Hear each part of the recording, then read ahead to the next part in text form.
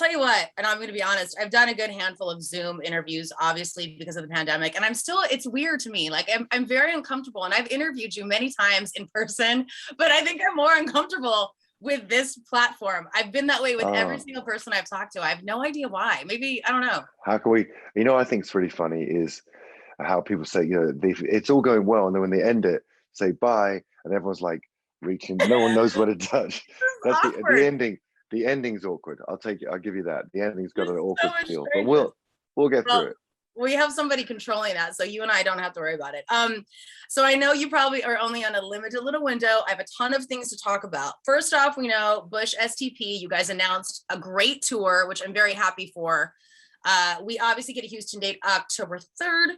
I know tickets aren't even on sale yet. And talking about the shows, The Kingdom came out last summer. And if I recall, I think it got bumped a couple of months. I don't even know. There were so many albums that bumped a bit. And then we got it in the middle of summer. And it's so good. The Kingdom is so good. And I'm even one of those people that when I really love an album, I'll go and read what the pompous music review people have to say about it, because usually they just shred everything. And it got great reviews everywhere because it was so much, I don't know. It kind of was like Bush amplified. Bullet Holes was so sick. I mean, do you feel that The Kingdom, it got great praise, but do you think it got its proper play because we were in the pandemic and you guys couldn't do anything on the road? Well, I think we had 45 million streams and a lot of love from radio. Of course it suffered for not being on going on the road. That was a drag, not being able to play it. And but what are you going to do? The main thing is that we, people were struggling and suffering and dying and everything. So it's hard to complain about that. But obviously inside the small egos inside of us were like, oh man, that kind of sucks. We can't do that. I can't play that. But it is what it is. And we're working on a new record now so that we'll, for next year, we'll come out and do a longer tour, bigger tour with a brand new record, I think is the plan. Well, it was a great album, and it was everybody needed, last. Yeah, it really fit. That's the thing. The thing about it really fit, with everything from the pandemic to the loneliness there with Flowers on a Grave. The Kingdom, the song itself was like when the whole Black Lives Matter movement and the whole, people sort of joining forces for peaceful protesting for a better life. So it all fit, even though it was like, it did get delayed 2 months, but we didn't want to sit on it and wait. I suppose we could have done, but I don't know. We decided to go for it.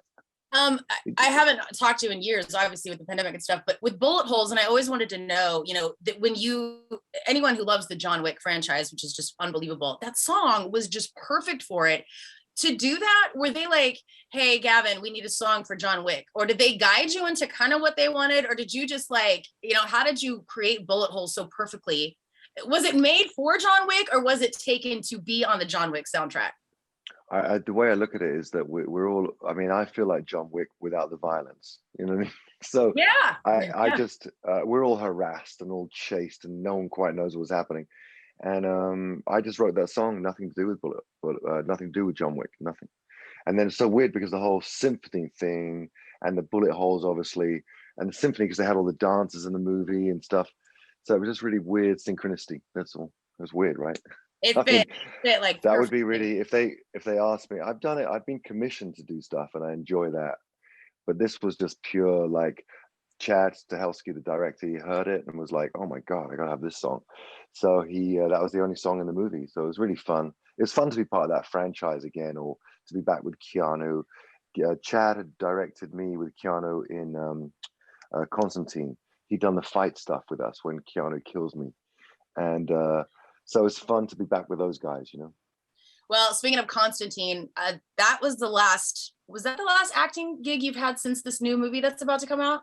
No. You had some other Sophia Coppola, The Bling Ring. I was in that. Right. I forgot about The Bling Ring. So a bunch of things. All right. Constantine was one of the first, and then I've done a few since then. But I do them every now and again. Is it so? The new movie that's about to come out, it's called Habit, and the trailer is great because it looks like that dark, twisted comedy. I'm a big fan of Bella Thorne. She gets destroyed by social media, but I think she's fantastic, and obviously Paris Jackson's in it. The whole vibe of the trailer is great. Do you? I mean, being on stage for you, it's very normal. You dominate the stage. You're a phenomenal performer, but when you have to get behind the camera, are you at like? How nervous are you to do something that's, I'm not going to say it's secondary to you being a musician, but. Yeah, for sure. Well, it's I spend the whole time concerned I'm going to remember the words, so I walk around the whole time with like they give you the small sides, you know. So I'm just always reading those, and I can't relax and do anything else. It's not like being a method actor as much as just wanting to stay in the zone. And then when you like Bella's, she's really only like she's 24, but she's probably got about 22 years of experience. So she's Yeah. amazing, and she's got so much charisma that it was, you know, and especially being an indie movie, for my money, you just got to know your lines and show up on time, and just you take it from there. And so I always feel a little bit. I mean, I do love it, but it's so much riding on you. You know what I mean? When they've got all this massive crew, where they go action, camera, and rolling, action, or rolling, action, action, rolling, and then it's just down to you, and you can't mess up, you can't trip on your words, you can't trip over stuff. You know, you got to like really deliver it. So it's intense, and I do like it. I love the thing of bringing words to life, you know, off of a page. Was there ever a moment where they were like, damn it, Gavin, get your lines memorized? Like, were you ever the butt of like 75 takes on any part of this film? No, but I tell you, the first film that I did, that I auditioned for and got was Game of Their Lives. So I played a soccer player. And when I did the audition, I did part of the audition, I had to give a speech, and I had to improvise the speech. So and then I would go in the car park, and I had to play soccer in the car park with Eric Winalda, because it's a soccer movie. So I had to just kick a ball over a few cars a few times, like two, three times. And you know, you can tell from sport if someone knows. He goes, okay, he gave me the job. So when I was in Brazil shooting the movie, my big scene was the next morning, and I remember that. The problem was is that my audition, it was improvised. It was like, what am I going to do? So I had to write the speech out. I had to present it to David Anspaugh, the director, and then I had to give it up in this massive room, this sort of ballroom full of all the football players and 1,000 extras. And so I'm good if I get the first line. You know, it's like with a song. I've got to get the opening line of a song, and I remember it all. If I can't get the first line, I'm screwed. And he kept on, director be like, okay, yeah, but take that bit out. That's a bit long. I was like, you gotta be kidding me. You can't be, you're killing me now. So I've never done this. So then there's nothing worse than you don't even know where you are. You forget your lines, and you're standing there, and there's literally 800 people waiting for you to get your lines right. That was a little nerve wracking. And when it went, I was just like, that was horrible. It's like a hole in the ground opening up, and you're just falling 1,000 feet, 1,000 miles an hour. But since then, I learned pretty much to just run the lines a lot, and you're going to be okay. I never really get to the point where I'm like, oh, what was that? Oh, you know, because you're just in it and you know it, you know, so it's okay. So in the new movie, are you a washed up actor drug dealer?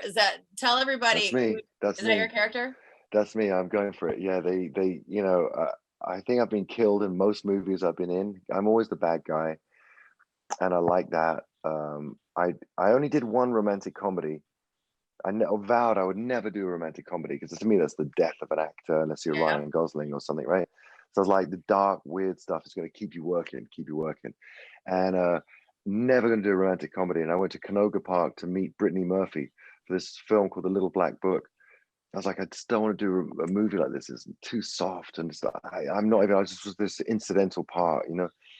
And I went to see her, and I walked into the trailer. She's there with the director and the producer. And she goes, please do this movie, and grabbed my hand like an actress, you know, please do this movie with me. I was like, sure, of course I will. Folded like a paper towel. And then we had a good vibe in the movie, but I actually got cut out of that movie because I think our vibe was too good. And so it started to impede on the other guy she was in the movie with. So I always play the bad guys. And this is just another bad guy. He's a drug dealer. He's a TV washed up. He's really lost. I felt bad for his character. and the words are really good. So I think that when the words are good, it's just fun, and people identify with a bit of a, someone who's taken all the wrong turnings more than like, I mean, it's nice to be Superman, I'm sure, for some people, but I like the idea of being sort of someone that's just tripped up through life and is just screwed up, because people just, I don't know, just identify with that more. It's more realistic. We all connect with characters like that, because deep down we're all screw ups in our own little way, and I think it kind of makes it normal. Yeah. It makes being a Right. screw up normal. Right. As opposed to being sort of some perfectly, robust, together human being. I think it's more interesting. All the most interesting people are sort of broken. Did you film this film before the pandemic or during the pandemic? Just before. Just before. So it's been a while since you actually were filming it. Yeah, like every movie, it always takes a year and a half, 2 years for them to edit, get the thing. And what's beautiful about it is we're doing this great tour with STP, and the movie comes out, it looks really double busy. When it's a sort of a slightly illusory, because I did shoot the movie a little while ago. Well, the movie's going to drop August 20th. I know it's in limited theaters. We're all going to see it on demand. I'll put the trailer. The trailer's just so good. And like I said, I'm a fan of Bella Thorne. Paris Jackson, I'm excited to see how she is behind the camera. She's incredible. She's got that quality about a superstar actress, that she sort of doesn't give a damn as well as giving a damn. You know what I mean? Like, she's got those piercing blue eyes, and I said to her, you could be a total movie star. You're such a movie star. It's funny. And she's a beautiful singer, but she's very talented. She's a major threat. I hope this is a good breakout for her then. I mean, I know she's done some singing stuff, but I'm excited to see what this. Well, she's done American Horror Stories, and she's amazing in that. So I think that she's at the beginning trajectory of like her life. I mean, she's got it all going. Well, we hope we see you in more, and I agree. I like seeing you as the bad guy, so I'm hoping we get you more. I hope they like commission you for another John Wick song. Like, would you do the next one? We've got another movie coming up. Are you gonna do? I would. I would. I don't know how it works, but absolutely, I'm all about it. And I'm doing another movie with the director of Habit. Me and Janelle are doing a movie called The Edge of Nowhere. So I'm doing another movie with her next. Well, I love that you get to do both. We love seeing you as both. And now on to the music end with the STP. I know you guys are doing a co-headlining tour. Are we going to bleed any dates into 2022? Like, we get a date, so I'm happy. And Houston, we love seeing Bush when they come to town. I mean, I can't even put it into words. Like, their jaw drops. You're such a good performer. And I know I sound like some nerd, like fangirl, but any rock star. You could say that. You can say that. People can go up there and mail it in. We see, rock stars all the time, and bands that have been around for decades just go up there and kind of go through the motions. But you perform like it's your first gig and you're trying to win this crowd over. I don't know if you're going to be jumping in the crowd like you normally do, because we're kind of in a pandemic still. Wow, but right. you give it all you got. Yeah, I'm vaccinated. I mean, it's weird, isn't it? I mean, I think that the philosophy I've always had my whole career is you play every show like it's your last show. And if you don't play it like it's your last show, I don't think you should be there. I can't stand it when you say, you see people that phone shows in, or like they perform like they're too good for where they're at or something like that. I just don't. It makes me cringe. I feel terrible for everyone. I think it's just the audience, because I think the audience reflects and pick up on your energy, what you're like. And so even if people aren't even going nuts, I go nuts, because even then people are just like, okay, well, I'll watch someone going nuts. It's just you have to have that intensity, or else. I mean, it's funny, like my little boy, he played his first basketball match a few years ago, and we're in the change room or whatever, in the bathrooms getting ready, and the shows are like, it's like sport. And I said to him, remember, what's the most important thing about it, playing any match? What's the most important thing? He goes, have fun. I said, no, be intense. I mean, have fun as well, but be intense. Be intense. No one wants to deal with anyone intense. And that's how I feel about shows. Which out of all three boys, which one's gonna get into music?